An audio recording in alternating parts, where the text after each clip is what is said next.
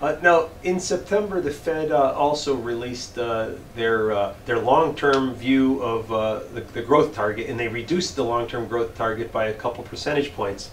So now it's straddling 2%. How material is that, and how meaningful is it that we're now expecting that the long-term growth target is slower than they used to think the long-term growth rate was? Yeah, a slower long-term growth target is very material, very important. It's not important to when they start raising rates. It's important to determine where they stop. Because if we're only a 2% economy, and then inflation's not going to go up nearly as fast as they might have thought a couple of years ago, and so the terminal rate, might be more like 1.5 or 2% for Fed funds instead of higher. So that's where the importance of that comes in. Now, tied to that, how much of this is due to the U.S. having an aging population?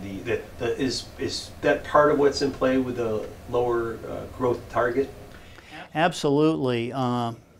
Right now, we still have very much of a consumer society, but as the percentage of the population over 65 rises above 20%, which will happen in the next decade, the over 65 crowd does not consume at the same rate per person as the 25 to 55 working person. So it does mean slower growth. The other thing is our labor force is not growing, which is part of that. And if you don't have labor force growth, the only way you grow is labor productivity, and that's not going to get you 3% growth, so you cut it back to 2%.